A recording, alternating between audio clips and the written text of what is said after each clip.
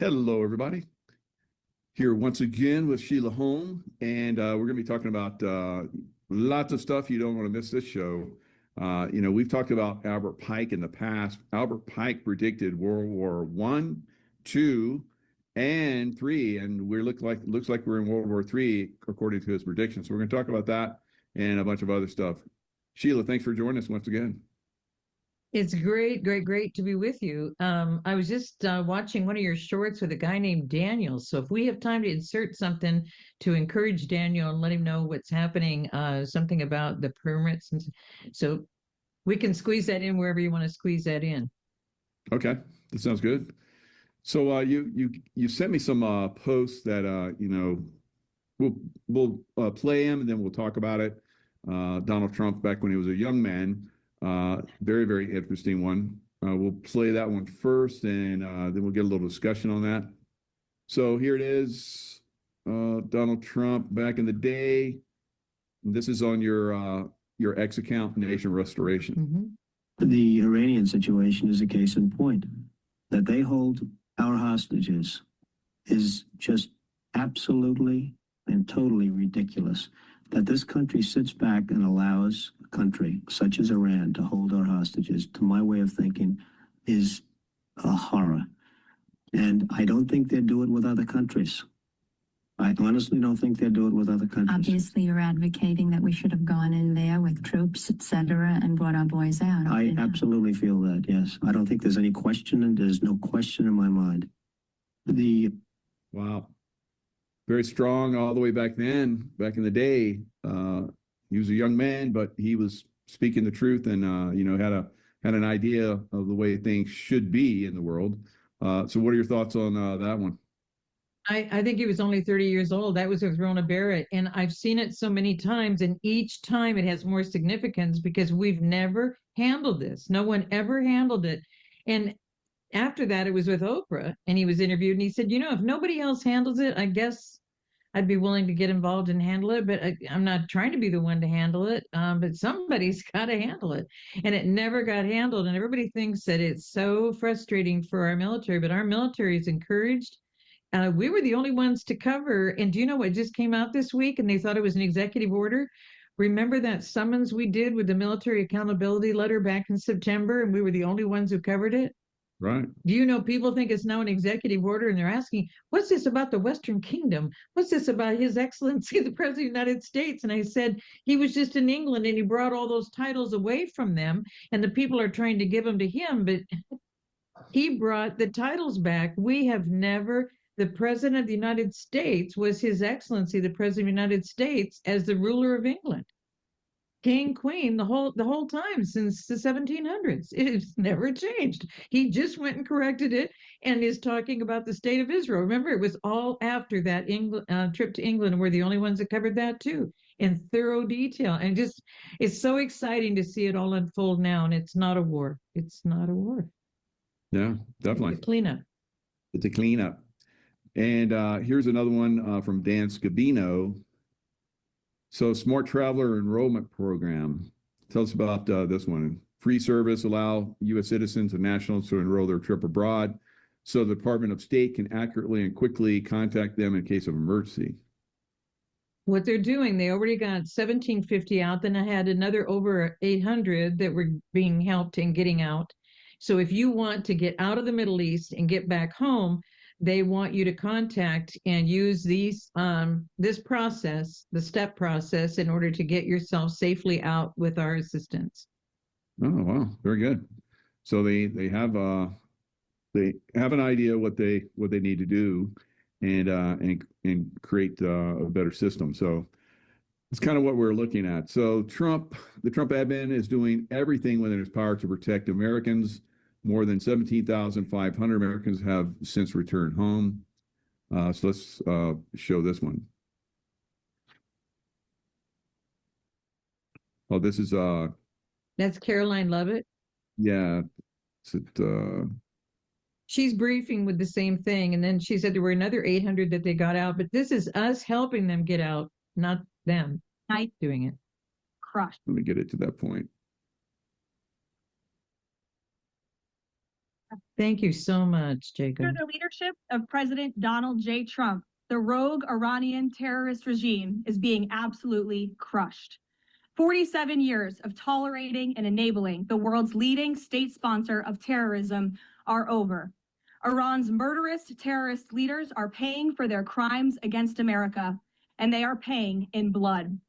Since 1979, the terrorist Iranian regime has actively and intentionally facilitated the killings of Americans. They chant death to America and fund other radical terrorists who attack our country and are seeking to destroy Western civilization itself. These terrorists seized our embassy and took 66 Americans hostage in Tehran. They slaughtered 241 U.S. service members with a truck bombing in Beirut. They killed and maimed hundreds of American service members in Iraq. And this is just a small fraction of their blood-soaked record. Prior leaders have been too weak and ineffective to address this threat.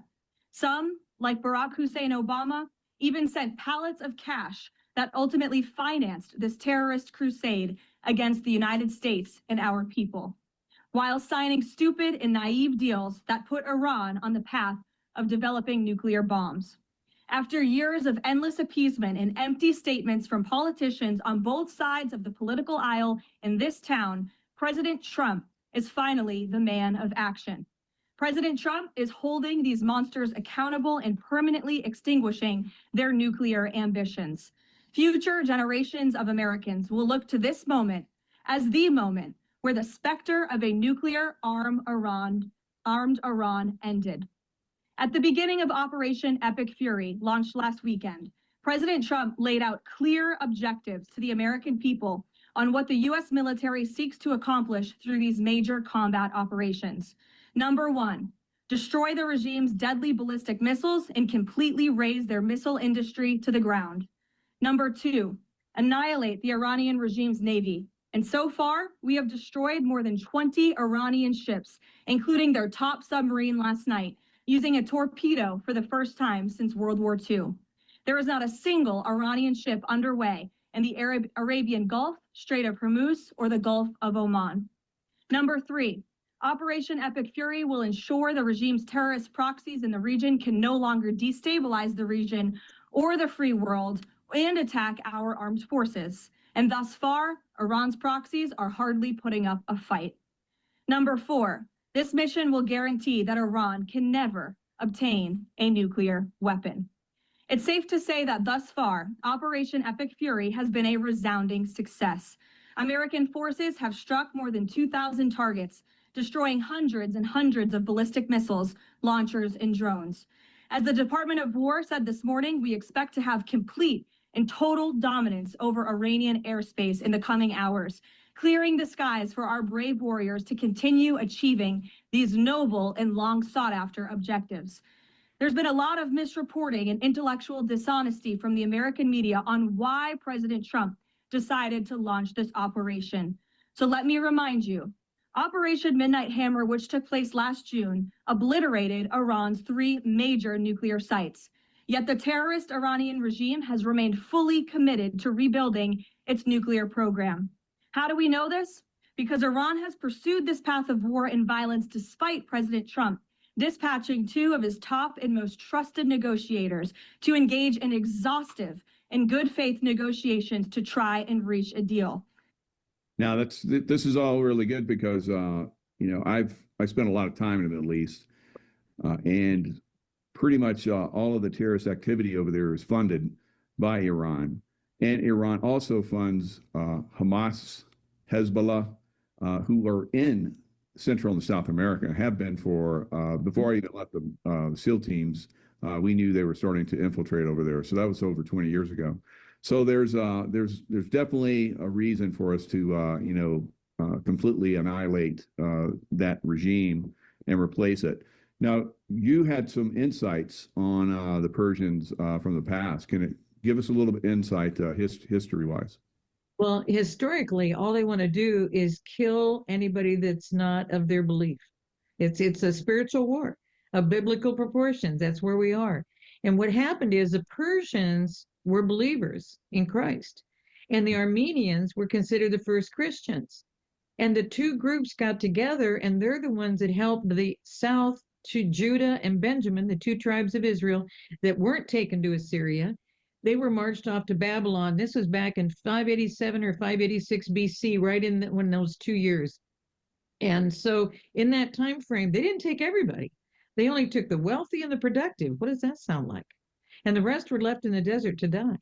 This is who these people are. This is not brand new. This is not just a brand new repeat of something from 10 or 20 or 100 years ago. This is historic of killing believers. And it's always been. They seek them out. That's what the Civil War was about. We've talked about this. We have reported on almost all of the things that to watch for, and now people didn't understand the connection. Iran was never an Islamic state. And so when the Shah fell and they brought everybody to America, they brought everybody, not just the Persians, they brought everybody over. And California was just filled with them. Then when they did, Saddam Hussein said he had weapons of mass destruction, all these Chaldeans came and they pretty much took over most of San Diego County. It's like, what's happening? And then when they took care of Saddam Hussein, none of these people go home. But did you notice what was happening? Because right away they started replacing. And the very next day, they replaced the leaders that they had taken out. So Khomeini was gone. They put in the next guy, and that guy was out the same day. We're not gonna let that stand. And I've got a lot of people saying we're at a major war in Iran, and you can speak to this being military better than I can. This isn't a war.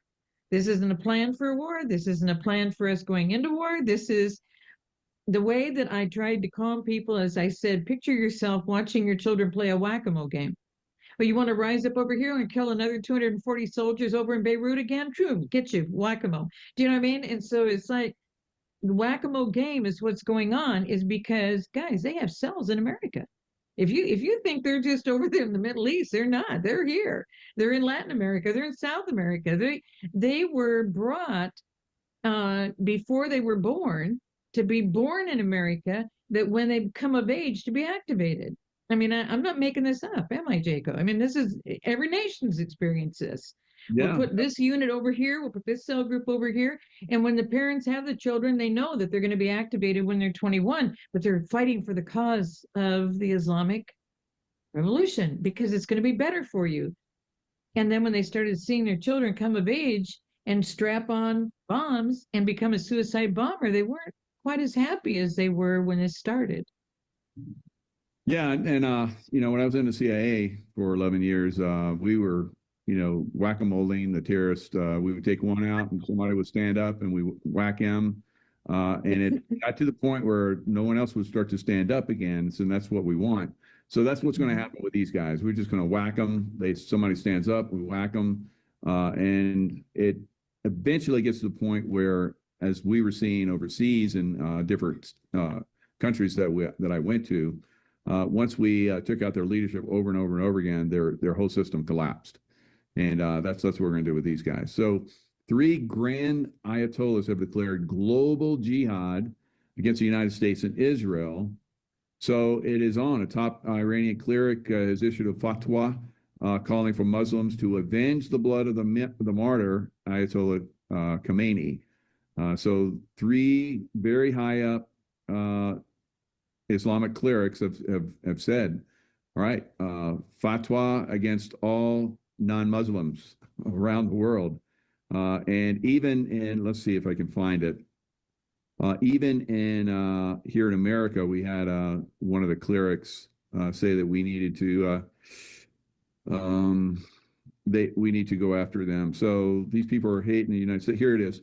A prominent Shiite organization in Dearborn, Michigan held a memorial for the late Iranian Supreme Leader. This is here in America, Dearborn, Michigan, honoring him for his martyrdom while accusing Americans of being led by Satan. Mm-hmm. We're gathered here today to commemorate the martyrdom of the great leader of our time, Khomeini, said Salameh, one of the speakers at the memorial held at the Hadi Institute on Sunday, a day after U.S. and Israeli forces executed Khomeini and other top Iranian officials. So he's saying that the people of the United States are led by Satan. So we're all, I guess, Satanists. in their eyes. So for them to call a fatwa or a holy war against non-Muslims around the world, it seems to be what they've have wanted for a long time.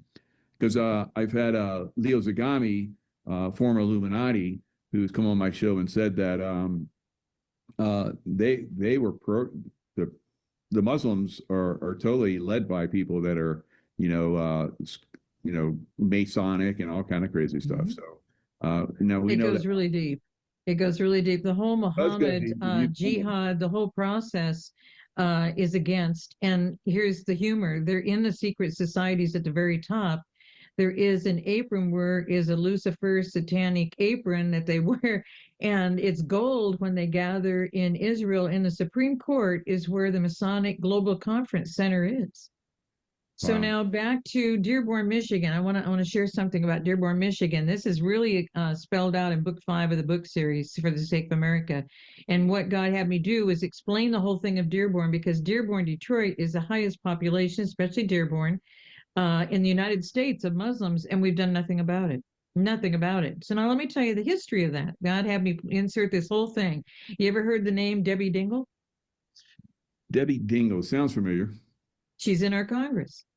Did you know how she got there? You go all the way back to 1933. 1933 to 1955 was Dad Dingle. Son Dingle, 1955 to 2015. Then, I think second wife, perhaps flight attendant that he met, I think, Debbie Dingle, but her name is Debbie Dingle, the wife of John Dingle, 2015 to 2025. So there you go from 1933 to 2025. And all they did was keep moving districts. So God had me put the whole history in. They're in District 12, 15, 16. The whole thing got it all set up. What did they bring in? An entire Islamic state in America, in Dearborn, Detroit, Michigan. And we've been asleep to it the whole time. Wow. Same thing's going on in Texas. Texas is, really, hammered right now with lots of Muslim. They're putting in whole cities that are completely Muslim. No one else can go in there with Muslims. So they've been building 2 mosques a month. That article just came out of Texas. And with the election that just happened, we're on the 5th. The election was on the 3rd. They're still trying to figure out what happened, because guess what? They did the machines again that nobody in America is supposed to be using. And so now Abbott, that everybody was trying to get out, got 80% of the vote. It's going to be interesting in the primary what happened. Yeah, we should have. I think President Trump should have done the executive order before the primaries. Now we're going to get a bunch of knuckleheads that are making it to, voting through the primary. So more illegal elections going on there in Texas, looks like. Well, he told them, you better not be using machines. You better not be, And they went ahead and did it anyway. But people did not realize, and evidently a lot of them still do not realize, Texas is not free of all this stuff at all. Not at all. It is right in the heartbeat of, everybody thought Texas was so independent and the Lone Star State and powerful, and they can secede from the Union if they want to, but they haven't been keeping the back door has been open, and here we go. Yep. Yeah, I remember a few years ago we got together and we went to all the border states and we're like did a protesting that they needed to shut down the border. Then Abbott started to shut down the border and put troops down there to, stop the invasion, but only till then. So this is the only way that we the people can, win against these monsters, Abbott being one of them, that we have to basically show them we're going to get involved. We're going to show you up. We're going to make you look bad. And they don't want that. So then they give us a little bit. Did Abbott give us a little bit? Yeah, he started shutting the border down, but still we have all these Muslim groups that are coming in. Now I guess they just passed a law where Sharia law is not allowed anywhere in Texas. So that's a good thing. They already have courts and they're already making decisions. It's crazy. Did you know that there are whistleblowers that know about the bus company that you mentioned about the people he was bringing in? Did you know that those contracts for those bus deals go to a good friend of his? And wasn't that, I think you found the guy, didn't you? Interview the whistleblower that found, Because I Yeah. think that's how I remember finding out about all of this was you were interviewing the guy that knew all of these details. It So, wasn't me that interviewed him. I remember, I think I might have had him on my show at one time, but there was somebody that disclosed it early on. And, mm, he was disclosing there was like millions and millions of dollars. He was like a security guy. And mhm, he was doing all this, and he was like, he kind of blew the whistle on it. And that was mhm. good.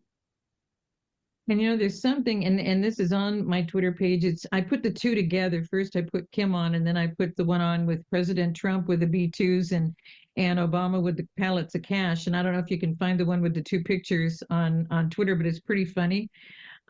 Because what happened is Obama sending the pallets of cash is what's funding all of this, and people think that we should just not look at that and not understand that that's how they funded all of this and how they were continually supported with all of this. And I just thought this was so adorable. And I'd already sent out the one about Kim because I just think that's flat out crazy. You know what I mean? Hey, Donald, we cool, right? I love that one. That's going to be a forever one. I Don't may take even me print out. that one out and frame it.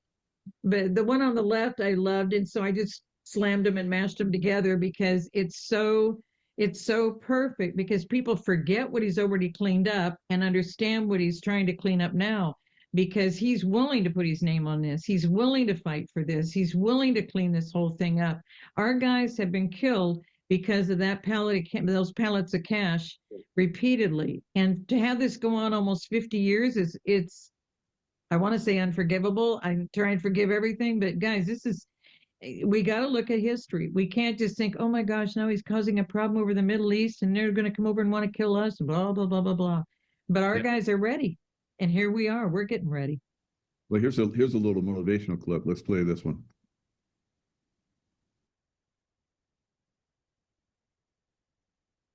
Might need to be reloaded.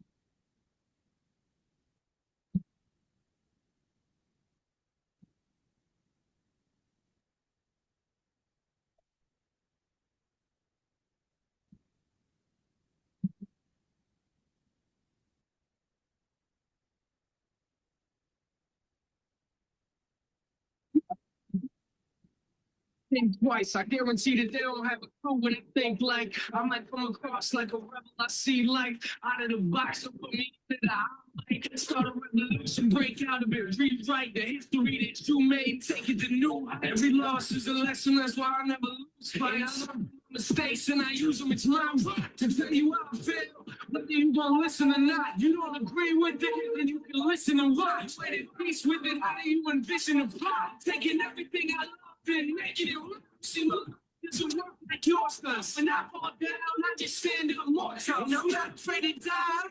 The war comes on my front door. See, I just open the door.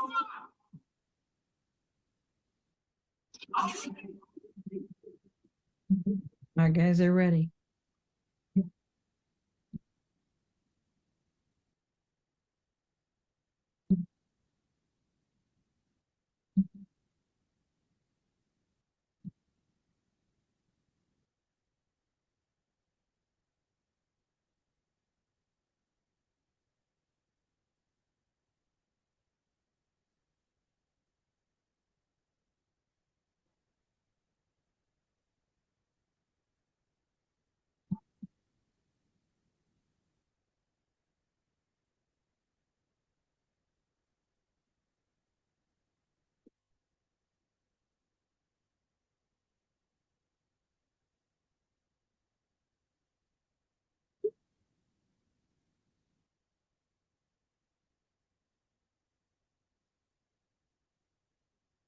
That's interesting. They showed the burning in Palisades.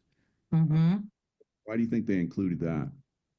Because our guys are ready to help and take care of that. And I know guys that are fighting the water bonds, just like the school bonds in California, and they refused to allow the water to be used for the fire. They shut it all down and they let it burn on purpose. And our guys were ready to handle the whole thing. Nobody would have lost limb or life or house or anything. And the chemicals that are there now, it's just a complete disaster.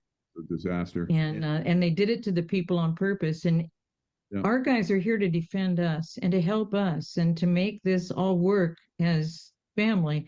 And I've not been in the military, but what I hear from the guys, in essence, their hands were tied. Many times they weren't allowed to do what they needed to do, and they weren't allowed, but their lives were still on the line, and guys were still being killed all around them. And here they are fighting these wars for other people that aren't even appreciative of them even being there. I mean, I cannot even imagine what it does to the heart and mind of our soldiers to realize they didn't have the support, and that they were just shoved out there and to go defend for other people who don't even want them there. And I'll never forget. And I think we've talked about this. I think it was Afghanistan, could have been Iraq, but I think it was Afghanistan, and it was Christmas time. And President Trump went over and served a meal, and everybody said, I think he's out golfing. We can't find him. They didn't even know he took off. And so he's over there and he's taking care of the guys. And when he came back, he made a comment, and it's never left me. He said, when I sat down with the guys, I said, so why are you guys still over here? What would it take to end this? And he said, sir, we could be complete and buttoned up and ready to come home in 7 to 10 days. He goes, so then why are you still here 20 years later? And they said, sir, we're still here because we're following orders. Yeah. And that has never left me. They weren't following Constitution. They weren't doing they weren't able to do what they were there to do.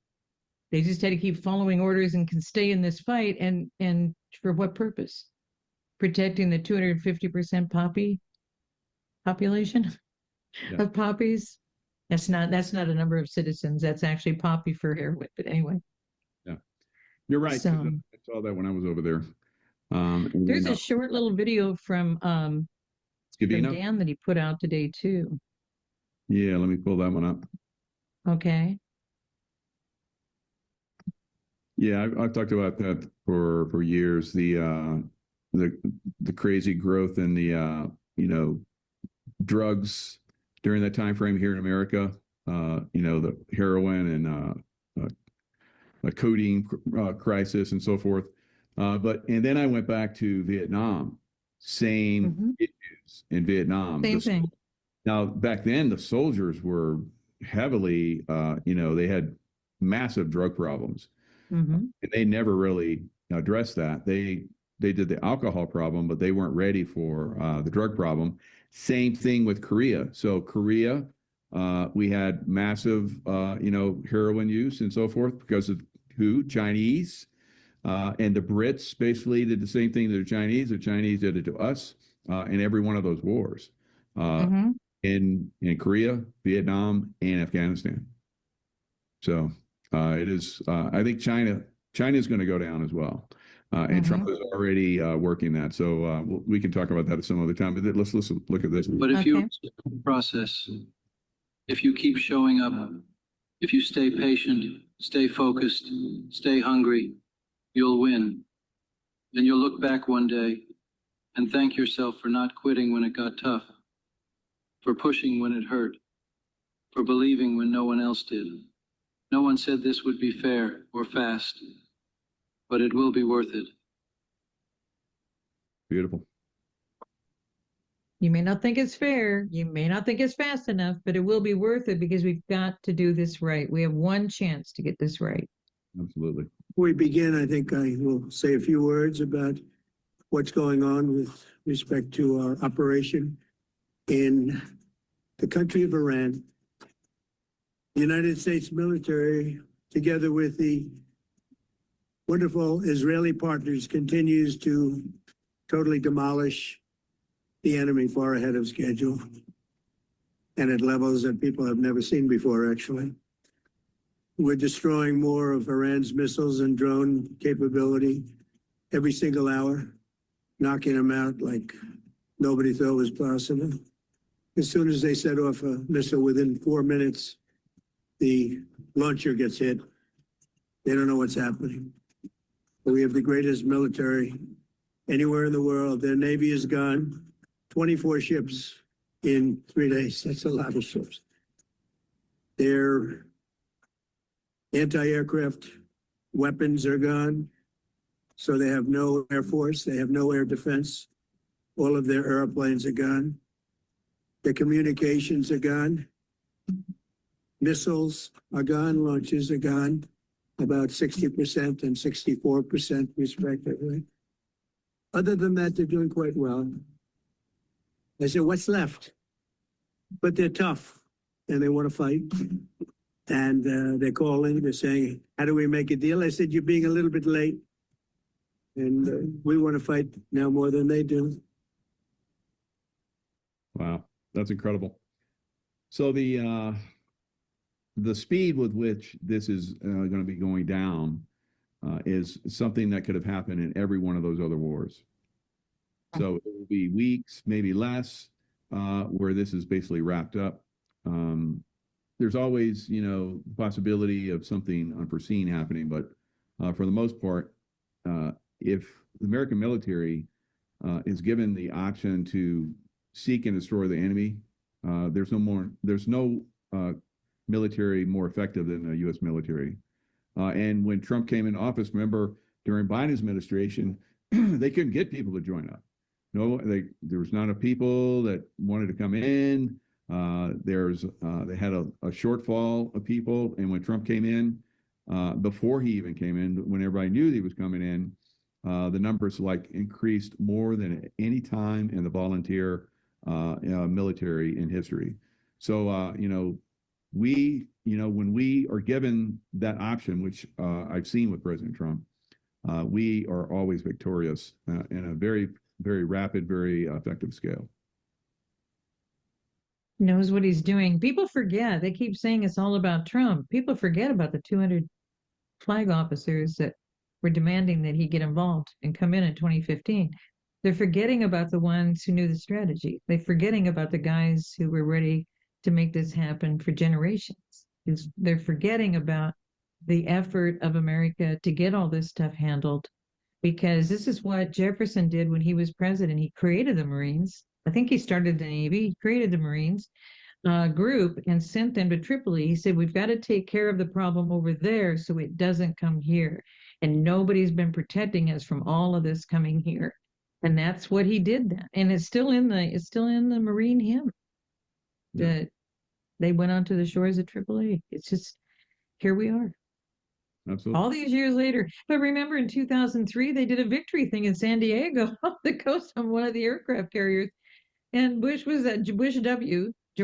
Bush was out there just, this is wonderful. We've had victory in 2003. From 2001. Are you kidding me? Are you kidding me? So anyway, the next day there was no difference, or any day thereafter. Nope, because they're all part of the deep state plan. Mm-hmm. Mm-hmm. So let's look at this one gentleman, Albert Pike. We've talked about him several times. Juan was on my show a few days ago, and he also talked about Albert Pike, how this is all part of a larger plan. Let's see if we can break it down for everybody. And I think this is, of all the things that we have shared with everybody, I think this is probably one of the things that people should really, focus on. So chillingly accurate 200-year-old letter predicts World War III and final battle against Islam. A letter written more than 200 years ago, so before the First and Second World War, by a top military chief, chillingly predicted the two world wars before warning of a final bloody battle with Islam. Albert Pike, who was a Confederate captain for the U.S. Army during the American Civil War, is said to have written a doctrine to Italian politician outlining plans for the trio global conflicts. The letter plots how and why the First and Second World Wars broke out in the 1900s and provides an even more chilling prophecy for over a third and final battle. If we can just back up a minute, okay, because they're not saying the truth about Albert Pike. So if we can scroll back up, and they said he was a captain, and they just said he was in the Civil War. Right. Okay. I'm going to give you a couple of facts and about that Italian politician because they're not given the depth of this. So here's Albert Pike. Albert Pike came to America and lived about 17 miles from one suburb to another suburb of Justice Rathbone. It's Albert Pike that created everything from the bottom going up of all these secret societies, and he didn't create it from scratch, guys. These were all brought into America on purpose.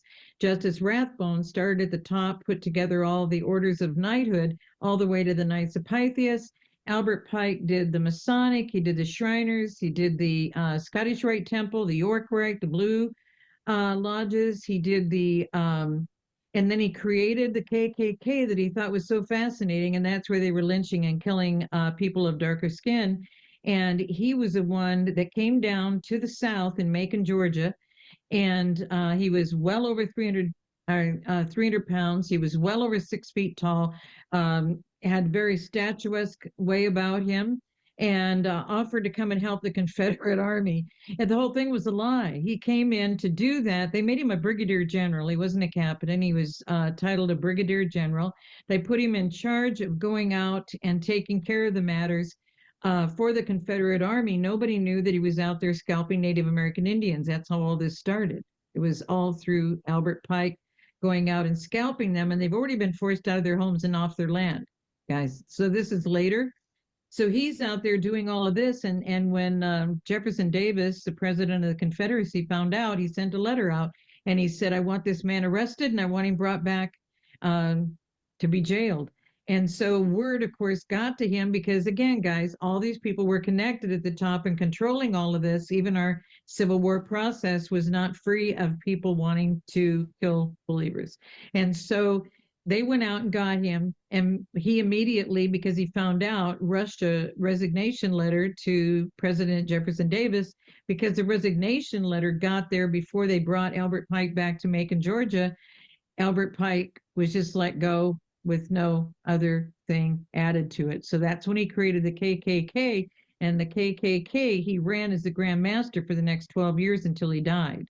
Jesus. And so all of this setup, and the right-hand guy wasn't just an Italian politician. And guys, he was an Italian politician. You can look up his background. He was in all sorts of elections in Italy, but his name is Giuseppe Mazzini. And in 1860, he created the Italian Mafia. Wow. And he sat with Albert Pike and with a Lutheran pastor out of Switzerland who loved all the occultism and satanic rituals and everything, and was fascinated by it, wanted to study it. And this is who these people were. And these three men gathered all the 33rd degree Masons into the United States and made the whole plan to bring the world order that was in Rome with Constantine, the Holy Roman Empire, Holy Roman Catholic, Universal Church. That was the first world order. Everybody had to do the same things with each other, total control. Then it went to Berlin, Germany, and then they brought it from there. And the Third Reich, that was World War II, that world order was already here, and that's what they used. And that's why America has been funding all of this stuff ever since, because we're the world headquarters of funding all of this that's going on in the world. Yeah. So I just want to put it in perspective. Albert Pike was not very good, just your average guy. So anyway, we have gone into your book so many times and gathered information and highlighted stuff. So an eternal plan always trumps a human plan. How to counter the 45 points used to destroy America. So we'll talk about the Knights of Pythias when we come back. So let me finish up with there's the Albert Pike Memorial. Yes.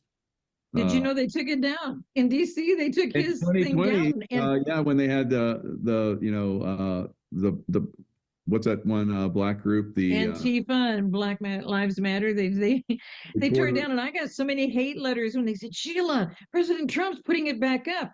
I go, you can't forget who this guy is. This guy changed the whole atmosphere in America. He changed the whole structure in America, and had this big following. He's you can't just wipe him out of history. Yeah. And I know he makes everybody mad, but anyway.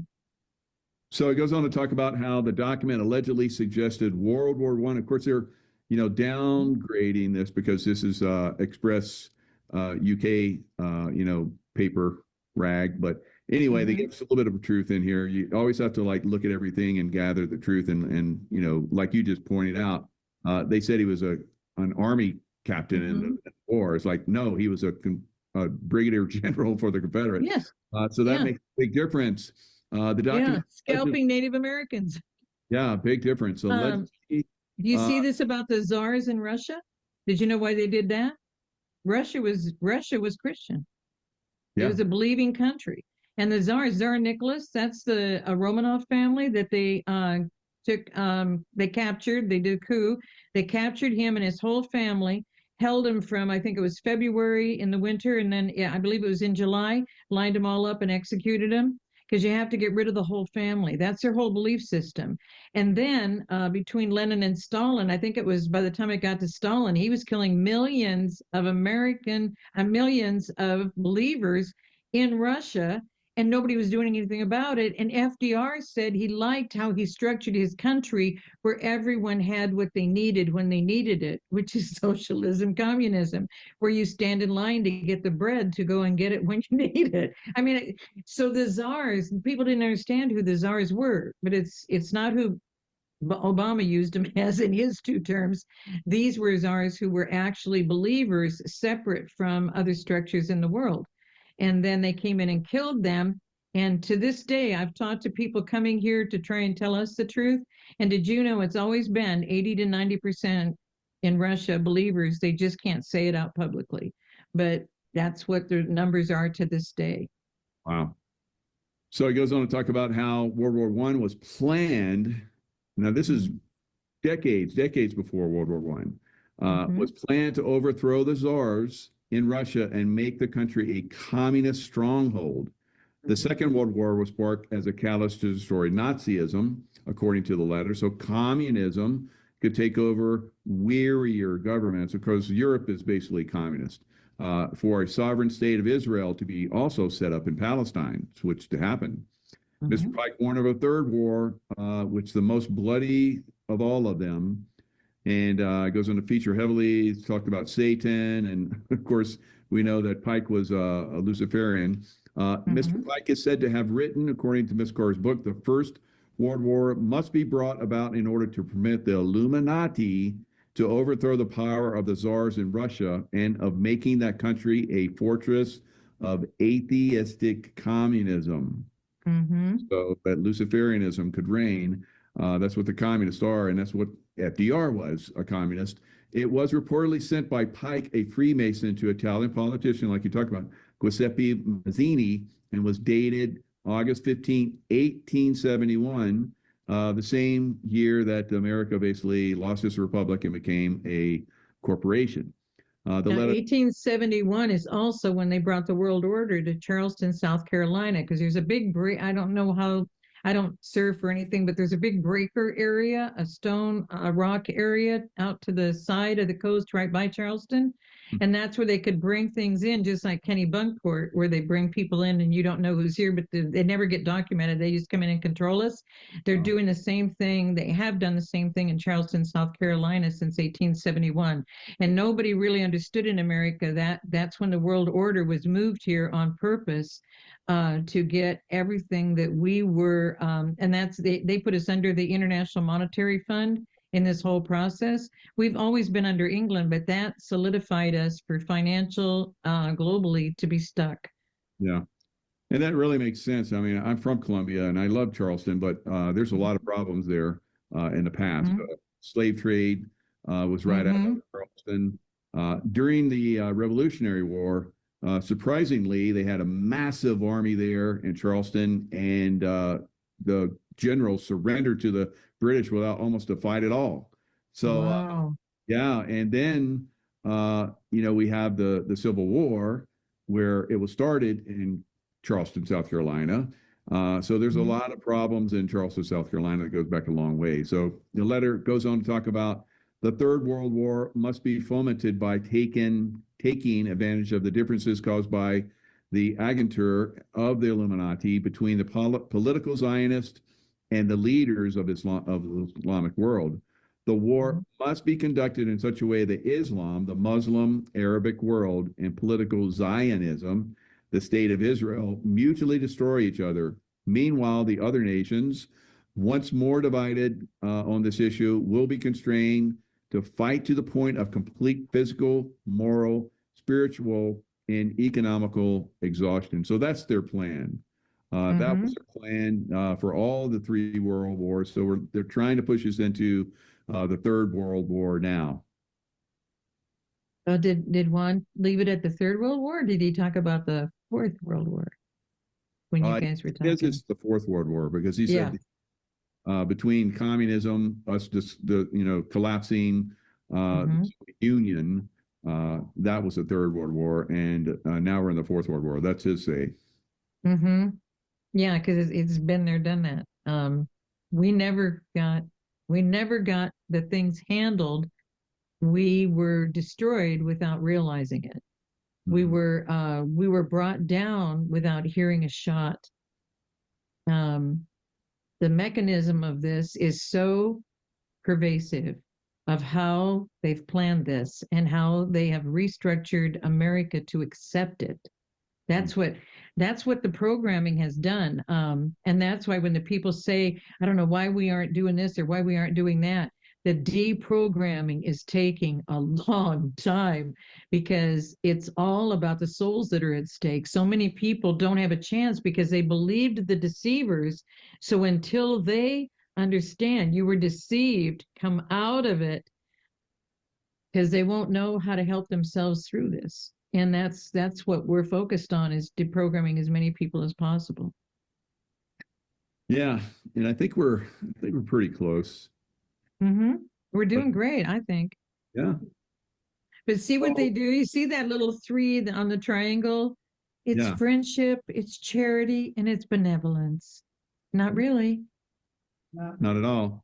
So at the last paragraph on this page, Albert Pike, a self-declared Satanist. According to the historical summary for Pike, he declared he was a Satanist. He stated he indulged in the occult. He actually confirmed that the bracelet he wore was used to summon Lucifer, with whom Pike said he had constant communication. So like you're talking about, he started all these different groups, the Knights of Pythias. This was something that I had no idea of. The Congress basically appointed them, during that 1864. Was established by an act of Congress in 1864. And shortly after that is when President Abraham Nixon, Abraham Lincoln. Lincoln, yeah, thank you.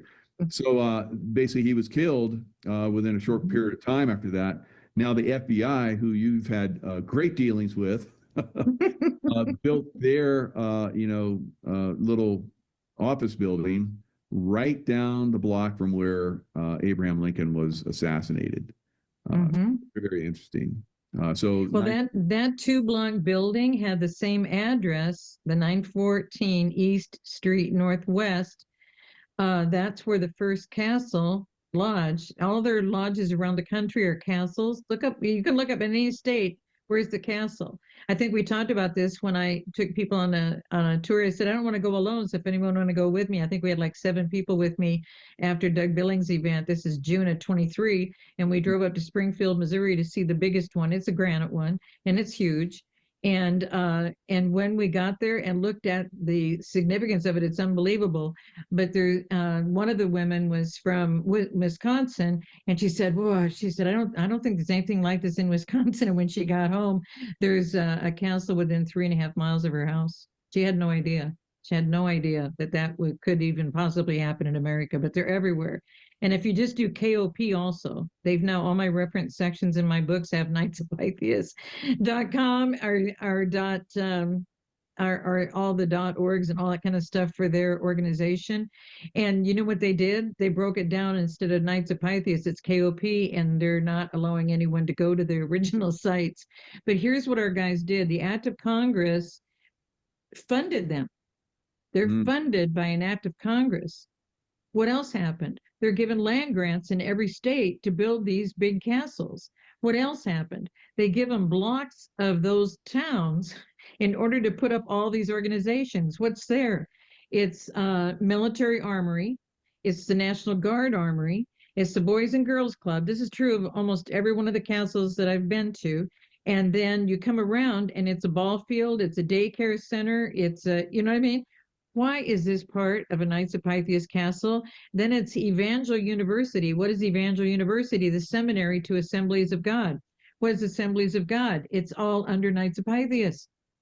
Knights of Pythias grants them for $1 to build these universities and Assembly of God churches on their property, and everyone thinks it's separate. Then we come around the corner, and what shape is a business building? A 5-point building, just like the Pentagon. I mean, you can't make this stuff up. Crazy. So they've But got we're funding it. So over 2,000 lodges in the United States and around the world. Like you said, the initials FCB, Friendship of Charity Benevolence, which is the motto of the Knights of Pythias. Now, people that it have comes been from there's two bases to this. Have you heard of Pythagorean theorem? Did you know that they were training that on the internet when the kids were put to the internet during COVID? Because it was on Pearson is a company that provides free school education for kids on the internet for school credit, and they have commercials. And the gal is so beautiful, blonde hair, and laying on the bed, relaxing, doing her homework, and she's looking at the screen, and the screen says Pythagorean theorem. Who is Pythagoras? Pythagoras was a mathematician who stood on tree stumps. Where did he do that? For the daughter of Apollo named Pythia, because he was the guy who slayed the largest python. And the sweet and sickening smell of a decomposing python is called Pythia, and he named his daughter after that. Just saying. Hermes was his son with a different mother, and then he had a different wife or a different concubine or whatever, and had Pythia. And Pythia, so it went from Pythia to Diana of Ephesus, all the other kingdom worship, and then Pythagoria did that, and it's that 5th century cult that Albert Pike credited himself with bringing to America so all could experience the truth. Wow. And they've had some pretty high-level people in, their organization. William McKinley, U.S. President, John Buchanan, Nelson Rockefeller, Franklin Roosevelt, like we talked about before. So, Charles Schumer. Yep. So it sounds like, the Congress and these presidents, and not all of them, but, are, part of this cult group. You had to be. Supreme Court, both Congress, House and Senate, Supreme Court, federal judges, state judges. You have to be in it to be controlled by them in order to receive the position that you get appointed to. And so, and even corporations. Eisner made a big deal about it over Disney. When he went to be chairman, the president had to go to Epstein Island before he could be approved for being the president of Disney. None of this is new. All of this goes way back centuries, back to the 5th century. All of this was going on, and this is what the Pilgrims got away from. They got away from all of it because they understood the basis of this and what these people were really doing. Because you don't know. It looks good. Friendship, charity, benevolence. We want to help you people, Not be here anymore. It's all depopulation. So here we are, we're exposing it. And, is that going to be enough? Is the Trump administration going to take some of these people down? Have they been taking some of these people down? Is it, just like his last administration, it was he had to get rid of a lot of people. Now he just recently had to, move along,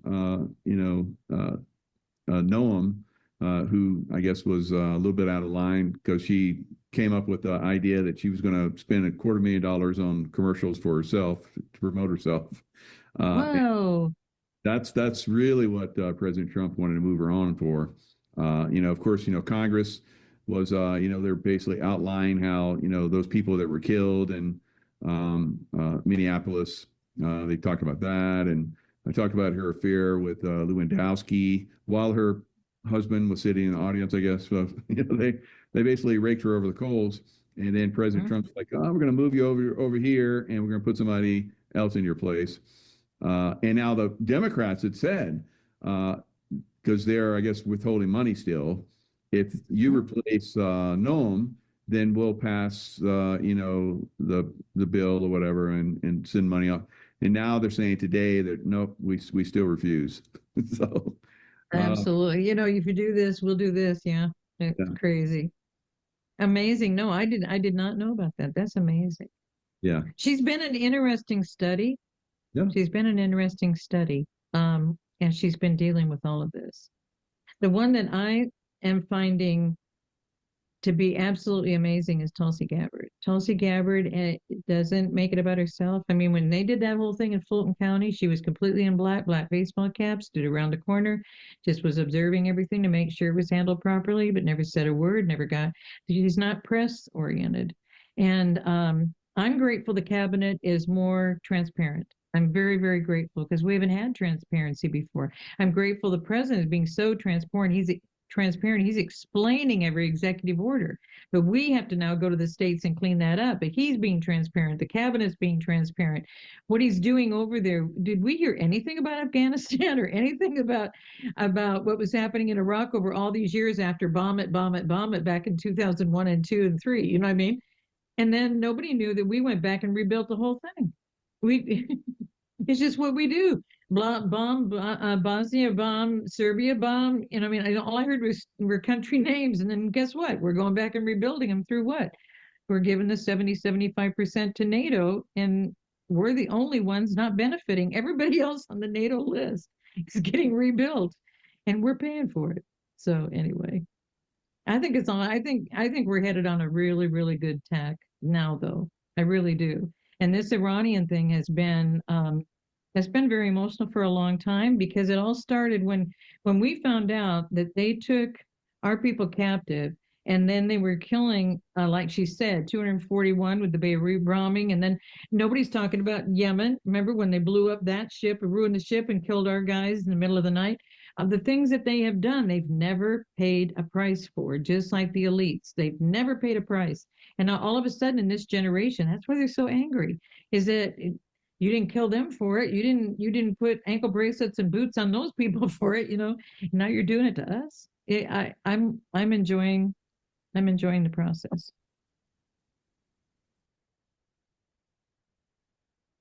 We lost you for sound. I can't hear you. You're muted. Oh, there you go. I put in for questions in the chat.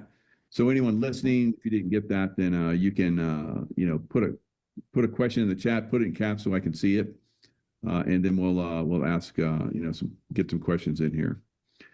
So what is Sheila's view on the Vatican's part in all this? Vatican's first world order. That whole thing was set up out of nothing. None of that has to do. That's the whole thing. Christ didn't do any of this while he was on planet Earth, and they're calling it Christianity, and they did it 250 years after he was killed. And they killed him because of who he was and what he said and what he believed. And so the ones who did that created all of this. We've already mentioned about Constantine and how all of that happened and what we've been doing. And that's why the Pilgrims said, if you don't do this whole church thing they did in Europe, if you don't do it, because the elites in that, the leaders in the churches wear Shriner hats and Masonic rings and symbolism all the time when you do events with the churches, and nobody's really seen the combination and the problem.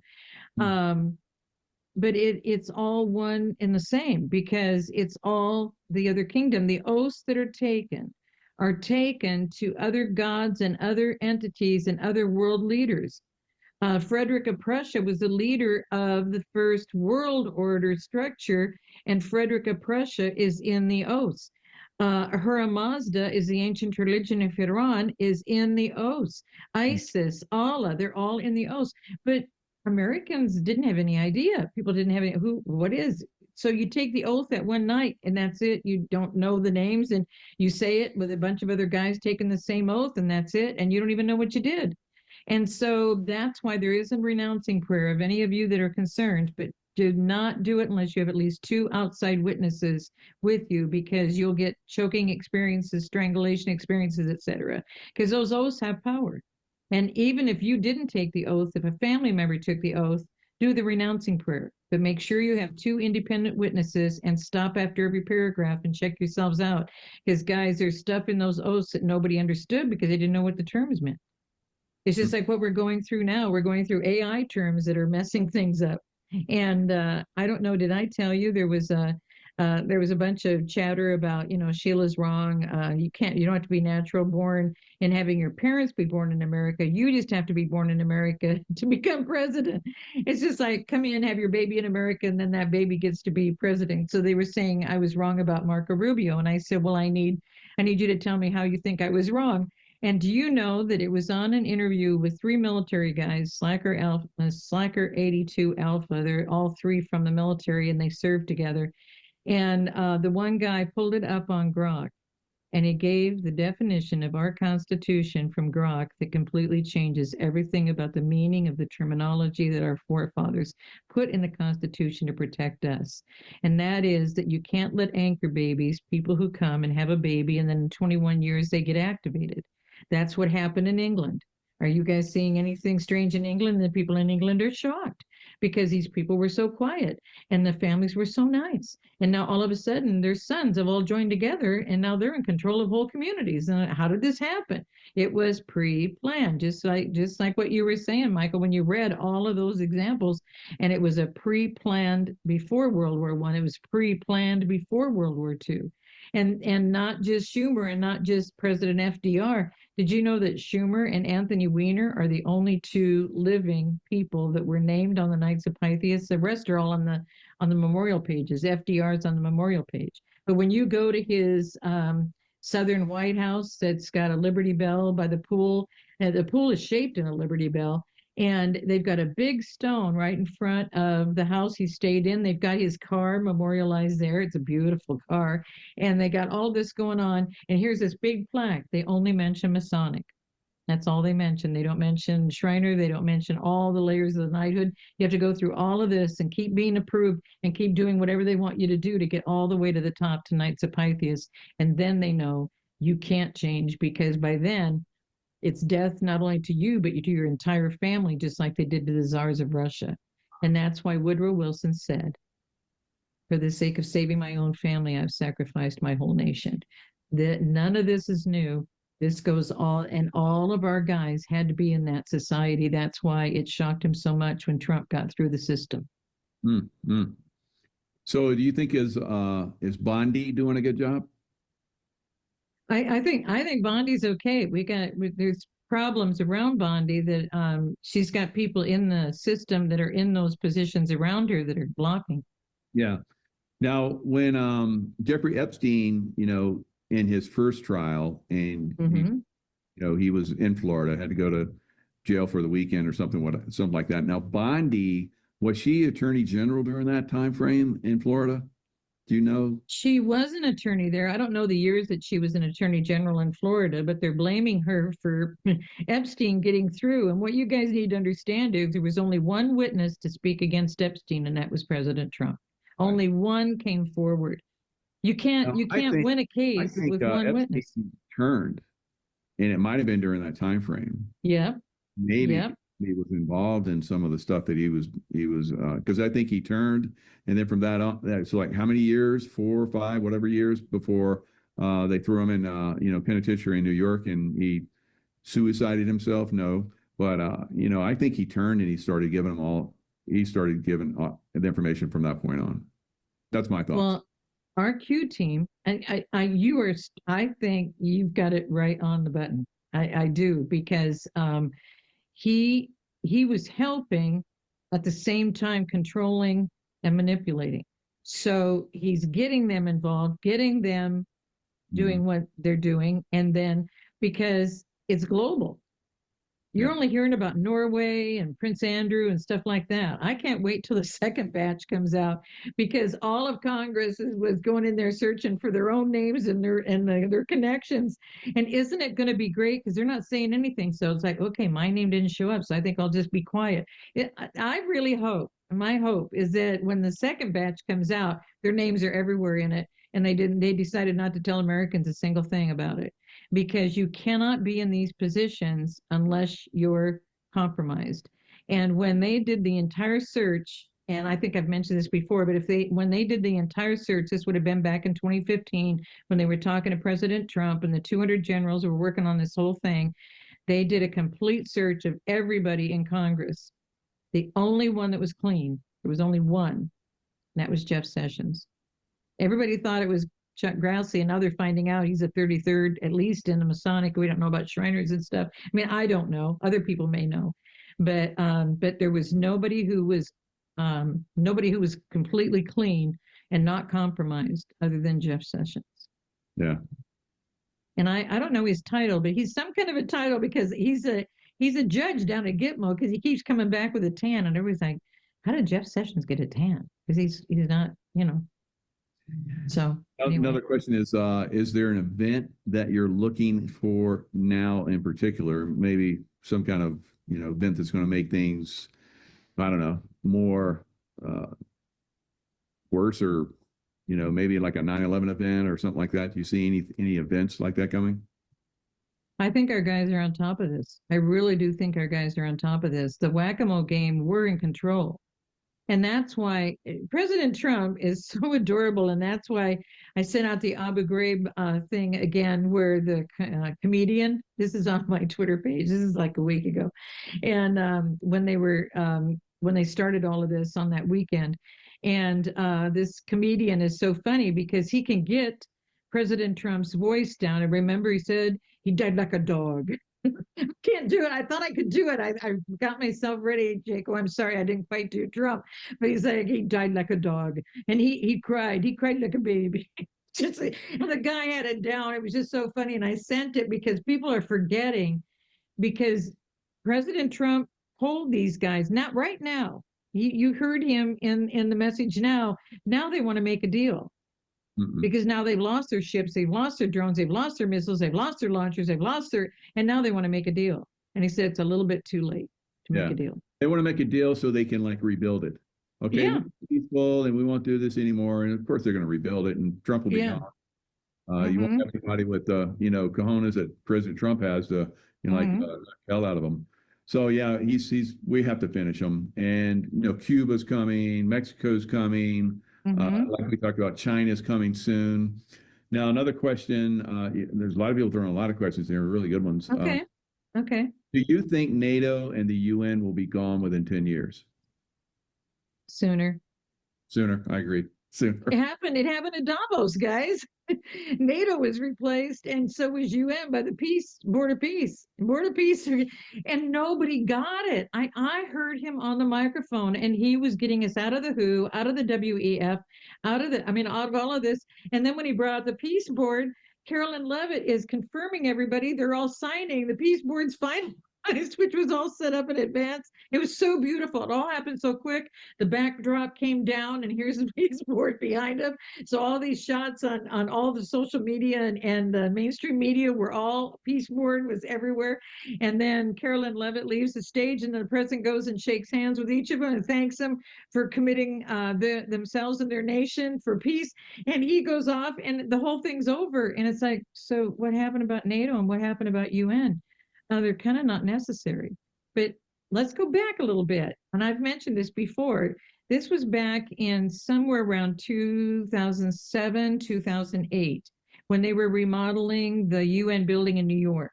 And it was a private session, and it came on C-SPAN in the middle of the night. I had a deadline for something, and that's why I remember it was back in that time frame. And President Trump, as a developer, was talking to our Congress. I never knew our Congress paid for all of that. They never told the public that we were paying for that whole thing.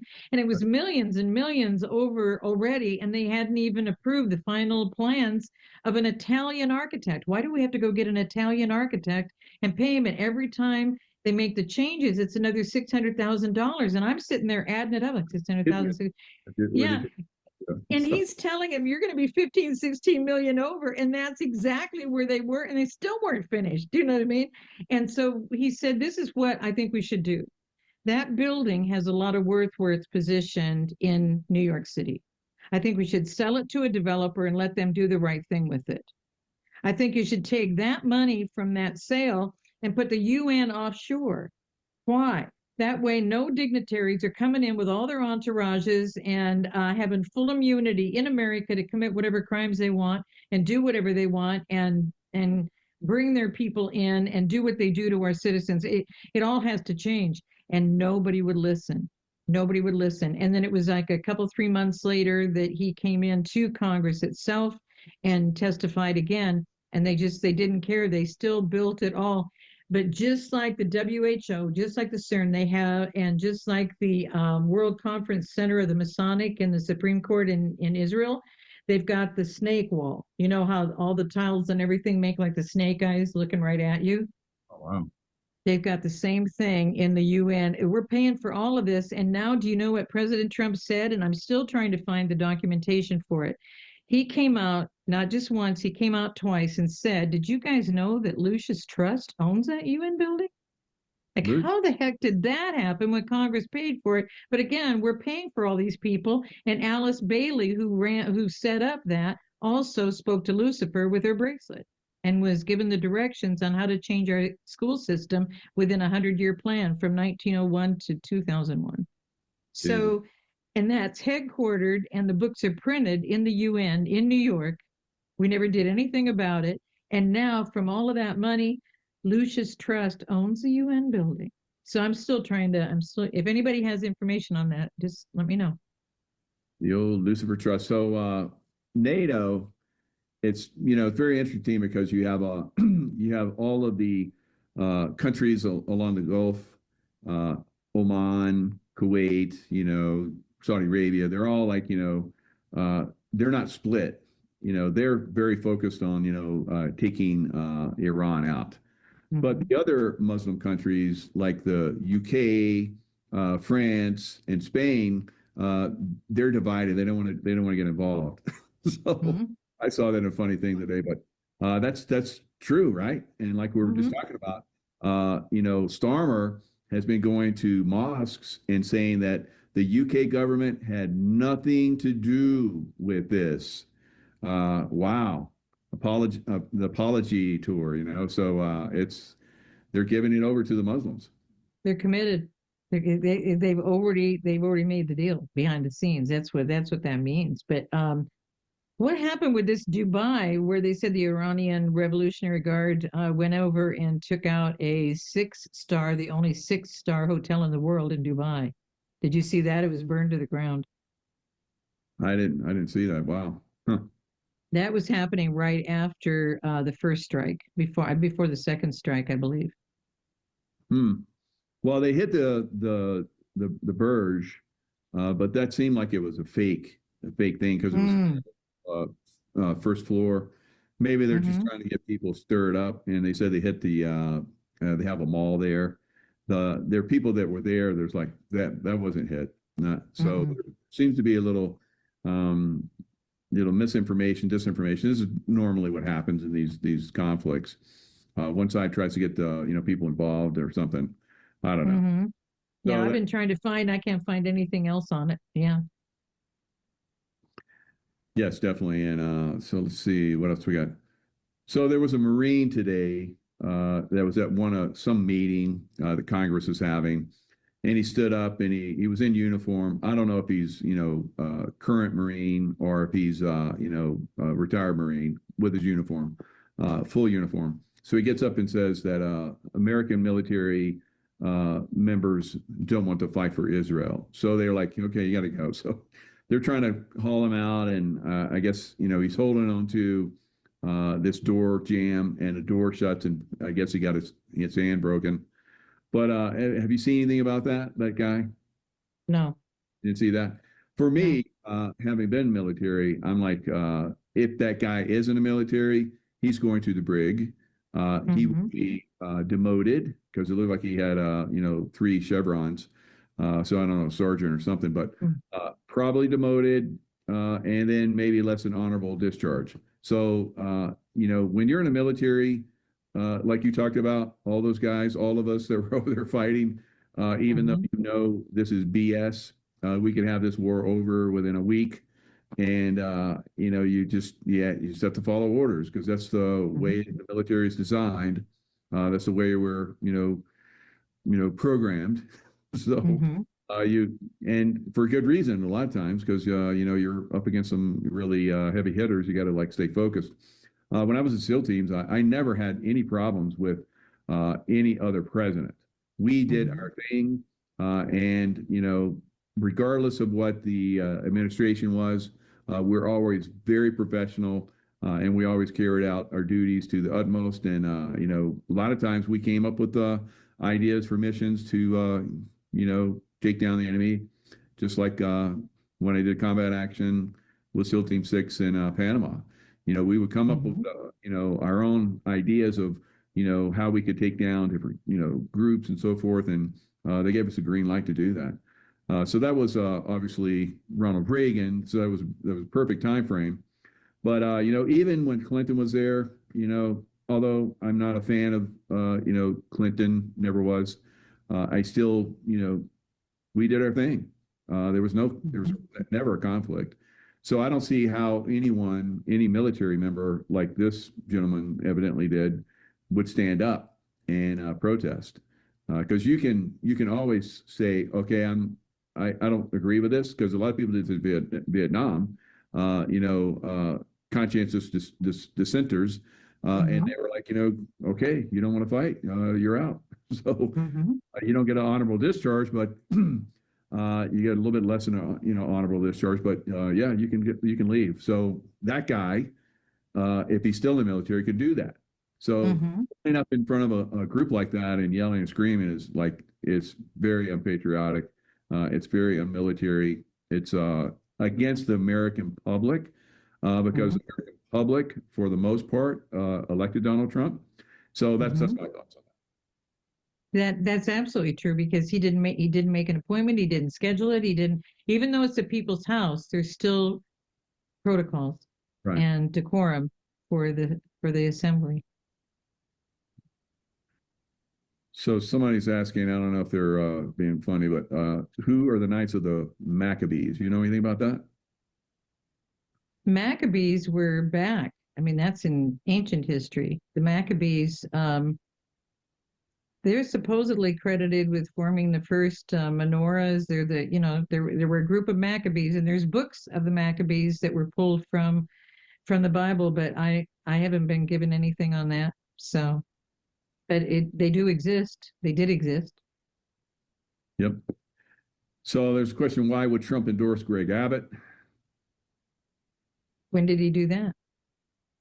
I don't know. I don't know that he did, but because Lieutenant Colonel Pete Chambers was in there, and Lieutenant Colonel Pete Chambers is more involved than people realize. He was Texas Rangers, he was National Guard. I think he's in it for the process of it, and he's declared himself. He said, as soon as this gets resolved and I'm in my first day, I'll be arresting Governor Abbott, because we've heard what has happened under Governor Abbott. It's not one or two things. It's what's been allowed in Texas, and he didn't keep his hand over Texas and take care of any of these things. And when it's brought to his attention, he looks the other way.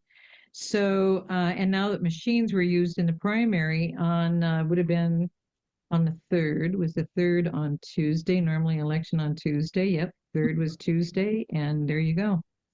So they had the machines that they weren't supposed to have. They had the whole thing was done the old way. So everything that was supposed to be corrected was not. So I'm saying in that regard, I'm doubtful that the president would be saying that. So yeah.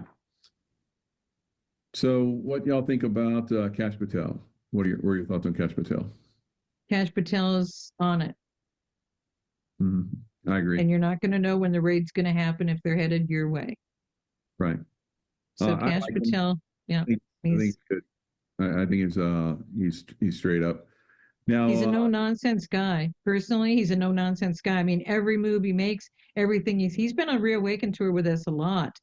I mean, a lot before his Government Gangsters book came out, and then he came and did a book signing at I think that was Trump Durrell. I think that came October 23, was it? I think so. October 23, when he came down to Durrell in Miami with us at Trump Durrell, and that was the launch of his new book.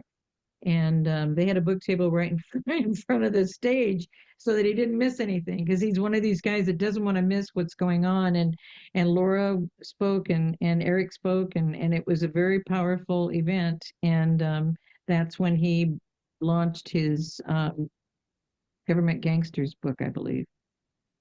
Mhm. He knows who's there. He knows what to do. Guys, he moved the FBI from that stupid Hoover building that's on the Knights of Pythias Castle land, and those 2 blocks, instead of remodeling it, he took everybody out.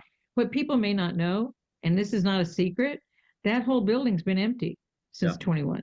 Yep. And IRS has been empty since 21. Environment has been empty since 21. People don't understand. DC has been, in a different mode than what people think they know. And so he moved everybody over to the Reagan building, and it's all the way on the other side of town, away from all of the stuff that was put together. So it's just like the president clearing out all those tunnels underneath, because they didn't have to dig that far, guys, to put a dance floor in. Just saying. So just go ahead and look at that. That ballroom is a whole nother thing. And he's paying for it and putting it. What he's doing is, with the 2 flags he put up at 50,000 apiece. So he spent $100,000 putting in 2 flags. That's not just the only reason why he did it. He's changing the whole structure of the worship center in DC. He's masterfully doing this, and there's nothing they can do about it because he's paying for it. You're not paying for it. Taxes aren't paying for it. He's changing their structure inch by inch. Yep. And we'll do this the last one. Okay. What are the capabilities of Iranian forces versus USA, Israel, if we put boots on the ground? Now, I'll give you mine first, because I believe we're not going to do that. We may do that in some areas, but for the most part, I think we're going to use the Iranian Kurds. I mean the Iraqi Kurds. I work with the Kurds, and they're fantastic. They're very centered as far as like their Muslim faith and so forth. The women wear, jeans, and they don't wear the hijab. Some women do, and some women wear the burqas, but for the most part they don't. So they're hardcore fighters. I mean, remember when Saddam Hussein basically bombed them and chemical attacked them, all kind of great stuff. They hung tight. So they're going to be probably doing a ground invasion. The Kurds are. And we're going to back them with our air superiority. And this is basically the American doctrine, where you have air superiority, and then you put the ground troops in with heavy vehicles and so forth, and you will take over territory. And that's what they're going to do. That's what we did in Afghanistan with horse soldiers. So the horse soldiers came in and basically took over almost all of Afghanistan. And it was just a handful of Army Green Berets. One of them ended up becoming our Secretary of War, Secretary of Defense back then. But those guys just calling in air fire basically destroy the Taliban. So that's the same thing that's going to happen, I believe, with the Kurds. Your thoughts? I don't think he's going to put any Americans on any soil over there to do anything. In fact, I think he's been absolutely declaring that what he's doing is he's making Iran, Persia, available for the people on the ground. It's your country. You structure this back to what it needs to be, and we're going to support you in that. And I think I'm almost quoting him verbatim. Many, many times he said that exact same thing in these past few days. And people think he wants to go over there and do war. He doesn't plan on sending any soldiers there. In fact, right above, I don't know if we can show this, but right above the video that we shared from Dan Scavino or from Dutch Force 17, there's one with a huge American ship, and all the B-2s are flying out. And that might be a really neat closing to this, because it can let people know that our guys can stay out at sea. The bombers go in and do what they have to do. And it's really a brilliant short little video. All right, I'll look that up. So it's Nation Restoration. Let me scroll down. How far down is it? It's not very far down. It's right by those other videos. Let me, I can try and send it to you too. I'm in it right now. Let me, is it Operation Epic Fury? No. No, that's the president. Here, let me just, share the screen. That way you can guide me. Below Pete Hegseth. Oh, I think I'm right there. It's not Rubio.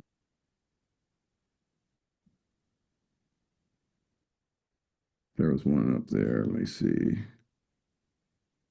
This one's cute because your producer's there. This one's the one right above. A police officer called the station on his radio. I have an interesting case here. Did you see that? Oh, I.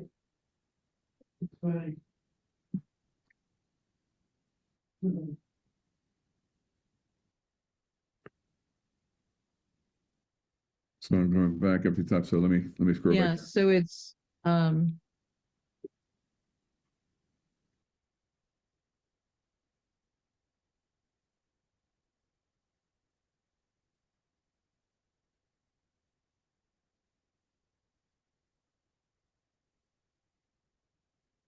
don't think it's down that far. Let me.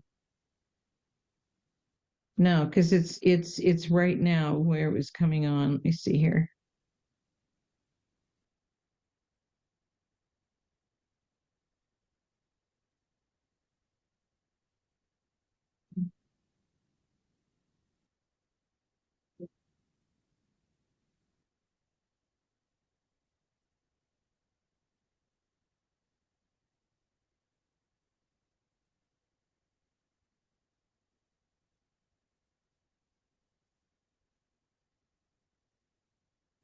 You know what I can do? I can find it for you and send it to you, and we can put it out with one of your shorts when you send your shorts out. Because everybody's loving your shorts, by the way.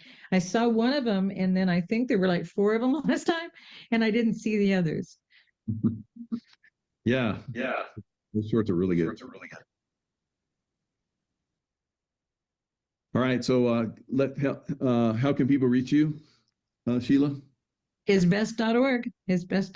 And those that want the autograph book, and now we've got it all on the homepage. You can order the book on Amazon from the page, or you can donate to get the autograph book, or you can, all the clicks and links are all right on the homepage. Very good. All right. Great stuff today. Everybody needs to be aware they're trying to push us into World War III. I don't think we're going to go there. There's no reason for us to go there. But I think Trump's got, like you talked about, he's got control of this. We're in control. They're not going to push us into World War III. So that's a no-go. But we need to be aware that this is what they wanted, and they were definitely going to push us into this. But Trump is coming in and doing it his way, doing it our way, we the people. Well, it's such a wonderful thing to be on with you. And from the comments of the people, they really enjoy it too, because it takes what you've been through. And for me, saying from my little side of not ever being in the military or anything, to give you some seeds, and then you just make it blossom. I'm so honored to be on with you again. This is awesome. And if we want to do a whole Q&A, you guys let us know. I mean, because whatever questions they have, I mean, there's no pathway that it has to be, just whatever. Here for the people, because we're going to come through this sucker. We're going to do it. And now, are you a pastor? Are you? No. You're No. not? No. Everybody Go. calls me a theologian, everything. I'm not a Bible scholar either. It's just I've been on a path where I had no way to come through what I was coming through. No way. And people go, the churchy people go, oh, I'm so sorry, God caused all those problems in your life to just allow them to happen. It's so painful. And I said, stop. He never let go of my hand. And I'm not a quitter. And I always want to know, how the heck did this happen? So, and that's what's fun, because you've got that inquiring mind too. And so we dig and we find out and we get going until, because until you get to the bone of the matter, you aren't there. And so that's what has intrigued me about all of this and what he has brought me through and what he has shown me. I would never be able to connect the dots now if they hadn't tried to kill me so many times. And it's like, why am I important to you? Why do you want to kill me? Not knowing that it's who we are. It's who we are that drives them absolutely nuts. It was so funny the night I met our friend, and he said, well, at least one thing, at least the church is fine. And the perfect guy turned to him and I said, sir, the church, there's nothing about the church that's fine. And he goes, well, you seem like a very church-oriented person. I said, I'm not a churchy person. And as we got in these conversations and within 6 months, he said, you know what? I think they even want us dead. I said, yes, sir, they do. But it's not open to the people, but that's why they're taking all your money. Give us all your money and God will take care of your life. And there's no relationship with the Father. So you give them all this money and then you give them more money. That's what Luther did. He put it on the door in Wittenberg and said, stop giving him these indulgences. It's not going to help you get to heaven. But don't make this about me. And they turned it into Lutheranism with that one little. And then every other division has been the same crap. And it's just, I said, it's all a lie. And Christ didn't do any of this while he was here, and the pilgrims knew. And the most spectacular thing was when I said on my birthday, when he gave me all the prices for the canal and everything, so I could finish the information on the book, they said, is there anything else you want to tell the president? And I said, we have to go to the truth the pilgrims knew and ban this whole church debacle for 500 years, because in 500 years, every family would train up their family in the way they should go so that we would never, ever have to deal with this level of evil again. That's the only way to do this, and the pilgrims knew. And she comes as a pilgrim woman, dressed as a pilgrim woman. It was powerful. Oh, beautiful. What a pleasure to be with you. And let's do another Q&A. This was really fun. If you want to do this again, I would love to do this with you. Yeah, we'll have to do Q&A definitely next time. Yeah. So yeah, we're looking forward to the next time. Always great show. So thank you. Enjoy the rest of your evening, and we'll see you next time. Wonderful.